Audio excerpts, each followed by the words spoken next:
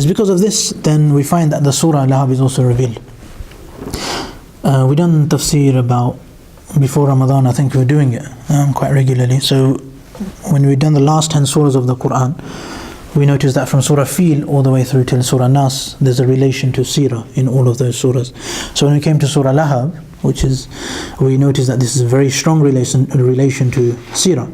We noticed that all of them have a strong relation. Surah Fil we've already done, which was before the birth of the Prophet ﷺ. So we done this also in our Seerah course, when the Prophet ﷺ was born. Just before that, when the elephants came to try and destroy the Kaaba. So then we had this incident of Fil. So we have the surah in the Quran and the relation to the Prophet ﷺ. So now the second surah is Surah Lahab, which is directly related as well. Is it just the surah came straight down when it was? Yeah, so this came from Abu Lahab, yeah. Yes, at the same time. Yeah. Was it Abu Lahab's hand became paralyzed or something? Some people say that, but generally the narrations for that are not so strong. Generally, because so we'll go through the surah and then we'll see. So Abu Lahab, obviously, now remember in the first incident, when Abu Lahab came and the Prophet ﷺ, he called everyone to his house. Abu Lahab made a point to make a point. So he made a point that I'm going to say some bad things. Abu Lahab made that. Then, now this is the second time, and Abu Lahab again, he comes and he makes the point again. He makes he ridicules Islam. He puts the Prophet ﷺ down. He tries to put the Prophet ﷺ down again. And he curses the Prophet. So in response to that, this surah is revealed, Tabbat yada abi lahabin wa tab. Got Arabic translation underneath. Tabbat yada abi lahabin wa tab. So Tabbat, this is the dua, may they be destroyed. Tabbat. You look like you're missing out. Tabbat yada. So yada means hands, so that's why people always talk about hands here. Generally, most scholars agree that it doesn't actually refer to hands, it's just a way of referring to the whole of Abu Lahab. Tabbat yada abi lahab. May the hands of Abu Lahab be destroyed. Watab is the emphasis, it comes again. This is for different reasons. Again, the tafsir of this surah, I don't aim to do a in-depth tafsir right now, but just to understand word-to-word translation, and then hopefully we can keep it in mind. And then when we read in Salah as well, we can keep it in mind, because we know the context. The context is after Mount Safa, and there's a couple of other contexts which are also given, but generally we know because he abused Rasulullah ﷺ, this verse was revealed. So we know who Abu Lahab is, we know something about his wife, we'll learn in a minute, and we know that generally he was a leader and he basically tried to oppose the Prophet ﷺ. So it's very simple. If we can remember the meaning, then when we recite it in Salah, we can understand what we're reciting as well.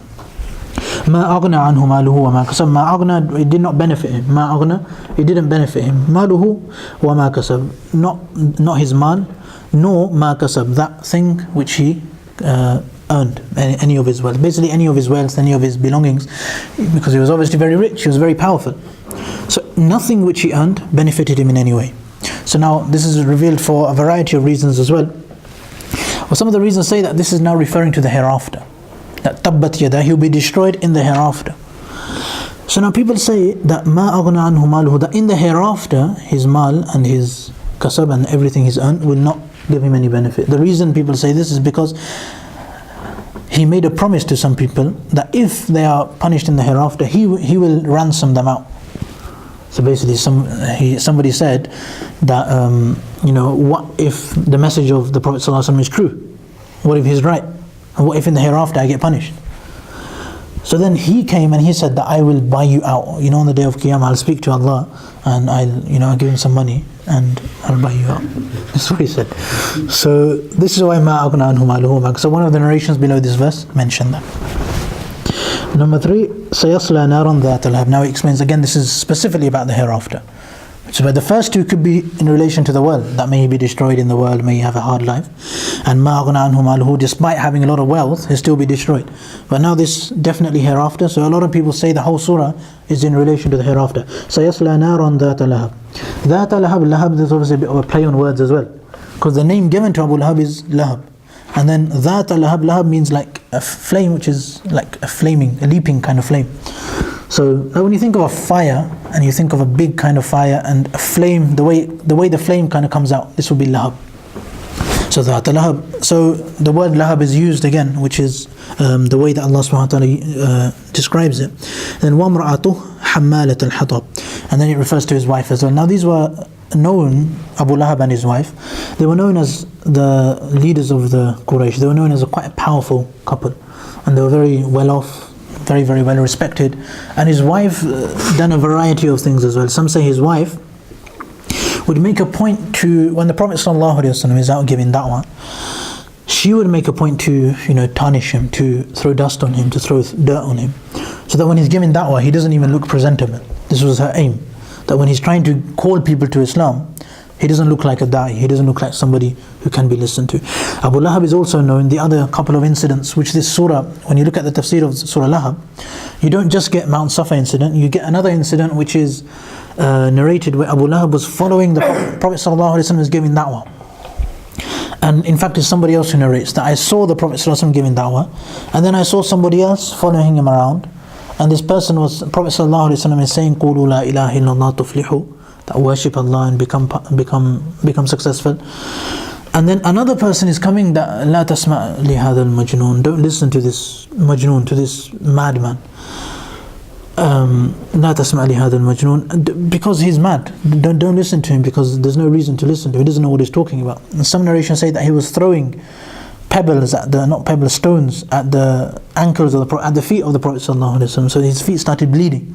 So these are some other incidents as well where Abu Lahab caused a lot of trouble to the Prophet ﷺ. His wife also would do, they do this together. So this is obviously why his wife comes into this obviously another thing is that if a husband and wife are in it together, obviously husband and wife, they love each other, isn't it? So now when the surah addresses his wife or the surah addresses the husband, then both of them will feel that this surah has attacked their family, so they'll feel bad about their husband and wife as well. وَامْرَأَتُهُ حَمَّالَةَ الْحَطَبِ. Now it describes the punishment of the wife of Abu Lahab, which is that in Jahannam she will be made to carry bundles of firewood. This is the specific punishment given to her. And fi jidha hablum min masad, along with that she'll also have a twisted rope in her neck as well. So this is a brief summary of the surah. This is not justice to the surah. It's not a fair way to represent the surah. The surah itself, whenever we speak about Quran, we can always give it separate time, individual time, and time for itself, so that we can understand it. But just to relate this surah to our seerah, so we know the translation, and also we can pick up on it and hopefully keep learning it. And when we can try reciting it in our salah, most of us will know this surah. So we try reading it and then we'll pick up the translation very, very quickly. Because the context, sometimes you learn more from context than from translation. We know context that Abu Lahab and his wife were abusing the Prophet. So this surah is about Abu Lahab and his wife's punishment for abusing the Prophet. Simple as that. So now when we read through it, we'll know that it's talking about Abu Lahab, it's talking about the fact that they cursed, that she'll be in Jahannam, and that, ma aghna anhu. We'll look through the translation, hopefully we'll keep that in mind. And just to finish off, again, alhamdulillah, we've continued after a long break, so some of our people have gone away. So we try and keep, obviously it's gone a little bit shorter, because the problem with after Isha is that we have this, when we have between Maghrib and Isha, we know that we're staying till Isha, so nobody really has anywhere to go. But when it's after Isha, we have everybody now has somewhere to go. It's a little bit, so we're keeping it a little bit shorter, inshallah. We just keep this simple thing going, and maybe we'll, like we mentioned before, we'll try and maybe get another day, maybe a short one, just so that people don't feel that they have to stay for a long time.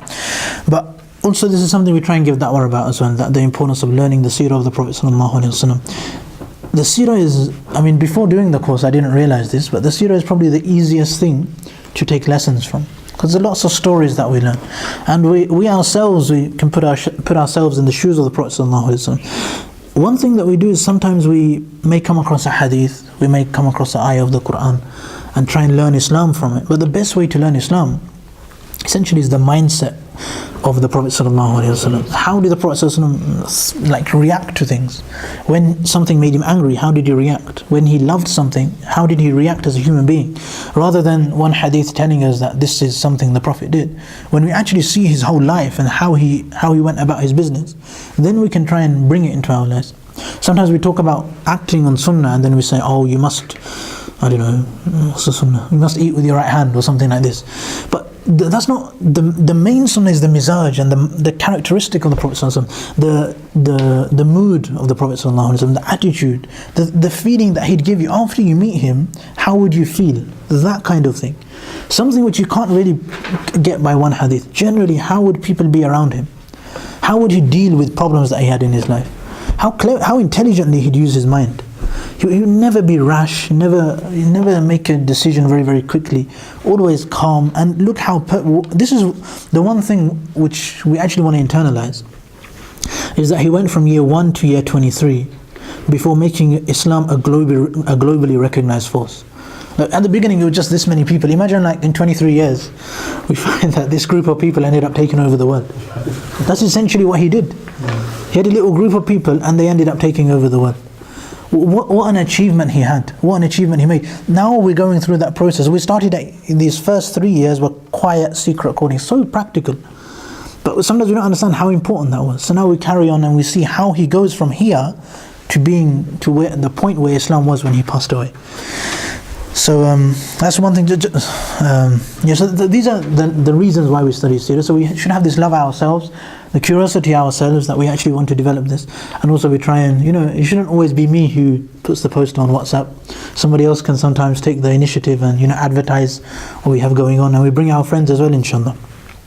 Just the last point, inshallah, which are the points at the bottom, the lessons that we take from the incident. Again, just one main incident, so that we can fully understand it. Obviously, we'll focus on the biggest incidents and try and take the lessons from them, so we have a good overview of the seerah. One thing is, the first point is to focus on oneself. That Allah subhanahu wa ta'ala said to focus on the family. قُوا أَنفُسَكُمْ, focus on yourself. First worry about yourself, then worry about other people. This is a very long debate. It's one of my favorite topics because it's so pragmatic. It's so practical. Like, if we worry about the rest of the world, we worry about why is the President of America being voted. If we worry about him, it's irrelevant, isn't it? Why is Israel doing the things it does? How come our brothers in Palestine have been? We can worry about them and we should do what we can. But to go over the top and just complain and discuss and feel sad is a bit useless. We do as much as we can. Whatever we can do, we do it. But some of us, we just like to find other points and then we forget about ourselves. Because he's doing this wrong, this country is doing this wrong, we forget about ourselves. This is number one point. And the second point is obviously that we have no guarantees. This is the Prophet ﷺ, the way he addresses his daughter, that Ya Fatimata bint Muhammad, that O Fatima, ankidi nafsaki minan nar. It's one of the most beautiful things, because it's his own daughter. Like, he's got full control, he's the one looking after her. He's almost there. But he still says, make sure you save yourself from Jahannam. Even though she had already converted to Islam. But he said, make sure you save yourself from the fire of Jahannam. Because, and then he says, I will not be able to save you from Allah in any kind of way. So this is with his own daughter. So again, we ourselves, we can relate that to ourselves and try and figure that out. So I make dua Allah subhanahu wa ta'ala gives me and all of us the ability to understand these lessons and try and learn this also, and try and act upon this. Nice. Alhamdulillah. Abu Lahab or Abu Jahl was given title as a pharaoh of this ummah. Yeah, Abu Lahab. Yeah. So Abu Jahl was the same, wasn't it? It's the same. Yeah. The component of Abu Jahl, isn't it? Yeah. The pharaoh of this ummah. Yeah, just to remind everyone, we have tea in that room. This is again, just to remind everyone again, the point of this tea is to, inshallah, just to get to know alhamdulillah, we have a couple of new brothers as well. So we try and get to know anybody that we don't know as well. So